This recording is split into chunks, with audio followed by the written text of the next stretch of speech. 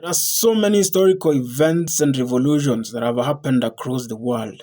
But the most interesting one is the Russian Revolution of 1917, which is commonly known as the Bolshevik Revolution of 1917. The Bolsheviks, led by Vladimir Lenin, were demonstrating against incompetence and inequalities that were perpetrated by Nicollo II, who was a Romanov dynasty. What started as a very simple demonstration in Bolshevik later turned into a civil war and lasted for more than 4 years. It started in 1918 and ended in 1922, and the Bolsheviks won in this war. After Nicholas II was overwhelmed by the Bolsheviks and Vladimir Lenin, he decided to surrender. He thought that Vladimir Lenin and the Bolsheviks would actually forgive him, but they didn't. Vladimir Lenin was not just any revolutionary. He was a student of a writer from Italy called Nicollo Machievelli. Nicollo Machievelli is the writer of a famous book called The Prince, which has inspired leaders across the world. And it seems like Vladimir Lenin was among the leaders who were inspired by this book. The most dominant concept in this book is how you treat your enemy. Machiavelli talks about how you need to treat your enemy. Whenever you go into war with an enemy and you overwhelm this enemy and win the war, after that you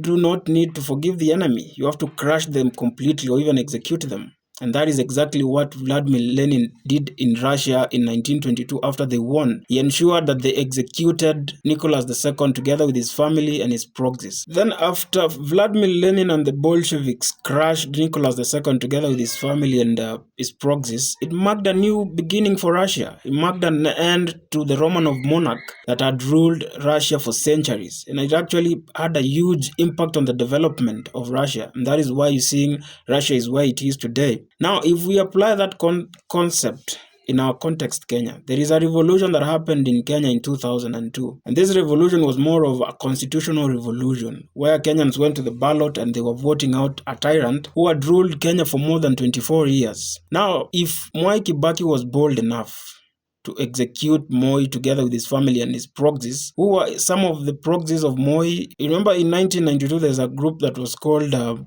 YK92, the Youths for KANU 92.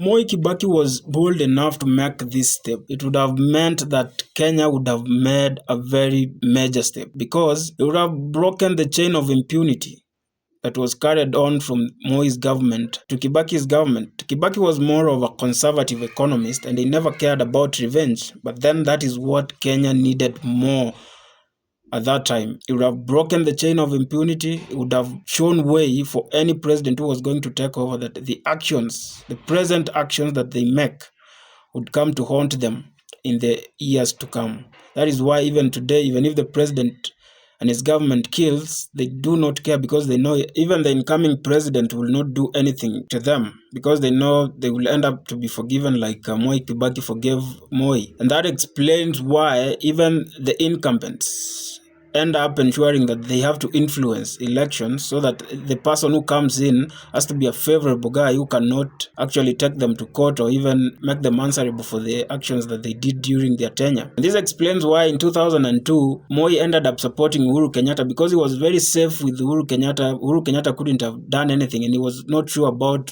MOI Kibaki because he thought maybe MOI Kibaki teaming up with Raila Odinga would mark a new beginning for him. Maybe he would have ended up in jail. But seems like MOI Kibaki was more of a conservative and he just let go of the things that Moi did in his tenure for 24 years.